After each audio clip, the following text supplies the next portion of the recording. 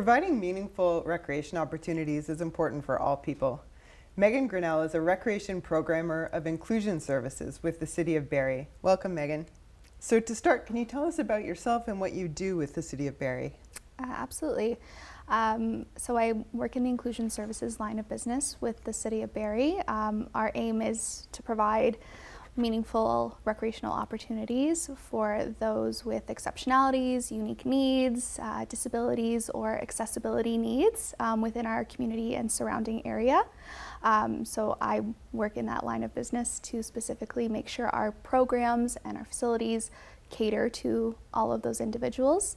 Outside of that, I've worked as a registered nurse within the community and acute care services and use that to guide my practice to ensure that all of our programs are able to meet those goals for all of our individuals in our community.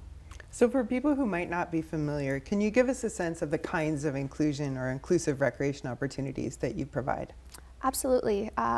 So we strive to work with our mainstream lines of businesses like aquatics, community programs, skate, sport, etc., to provide integrated opportunities where we either introduce program modifications, additional support to ensure that members of our community can participate along with their siblings, their friends, their loved ones. We also create adapted programming where we can have low ratioed, sensory aware, modifiable, adaptable programs and environments specifically catered to individuals seeking our services. We also provide person-centered planning, registration process, services, as well as building orientations to make sure that everybody is welcomed when they enter our facilities and can enjoy the recreation and fun that's to be had. That's great. What's person-centered programming, just in a nutshell?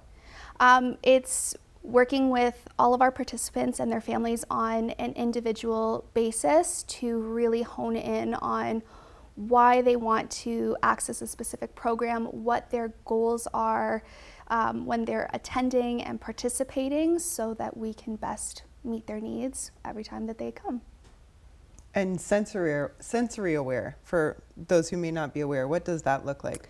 A sensory aware environment can be beneficial, especially for those who might be experiencing cognitive deficits or challenges, who are very sensitive to environmental stimuli. So a sensory aware environment seeks to reduce those sensory stimulations, whether that's auditory, visual, even tactile. We again, through person-centered planning, can identify what those needs might be, so that we can either pull things out of an environment or introduce pieces of equipment or resources into the environment so that those individuals can experience it in a way that's going to be meaningful and impactful for them. Great. So from your perspective, what are the biggest barriers you see when it comes to accessible recreation?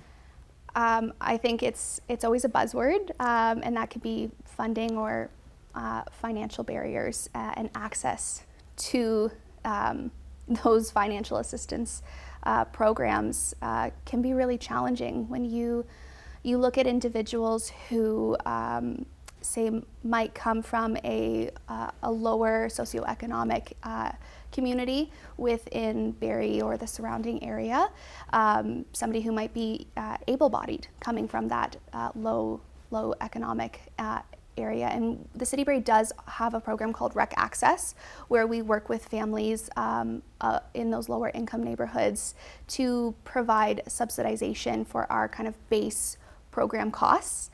But then, you know, when you look at somebody who's coming from that same community who might have exceptional or unique needs, disabilities, or just additional accessibility requirements, and the costs just elevate very, very quickly. You know, so they might need just subsidy to attend that program.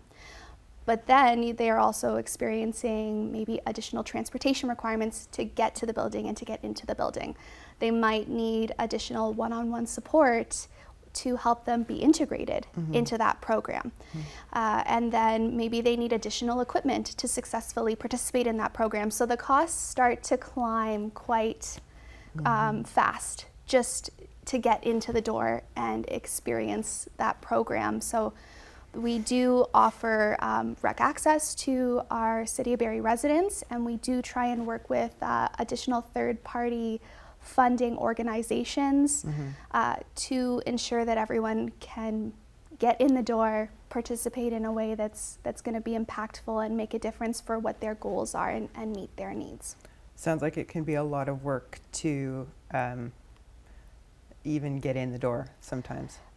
Oh, absolutely. And I think that's where what's really nice about person-centered planning is that individualized approach, understanding those barriers that each of our participants and their families might experience, working with our other recreation team members, especially if we're going through an integrated approach, you know, with what the program requirements are, and we start to build that picture for that individual and their family of what recreation for them is going to look like, so that we can best meet their needs, whether that's also being able to navigate that financial side, and as well as the actual recreation opportunity itself. So what's the value or the impact of accessible recreation from your perspective? Honestly, it's that health and wellness aspect of it. Like I said, my educational background has been that of nursing, and I did work in community services for a little bit, and I really got to see what living in your community with or without access to recreation does. And when we look at the social determinants of health, like social inclusion, access to basic amenities within your community, those have way more long-term influences on our health than maybe, say, just going to the hospital or seeing a nurse or a doctor for a small snippet of time does for somebody. The ability to play and engage in your community and in programs that bring you joy has such a farther reaching impact on that individual and their health. And I can say that that's why I do what I do. Yeah, that's great. Okay, thank you so much, Megan. Where can people go to learn more about inclusion services at the City of Barrie?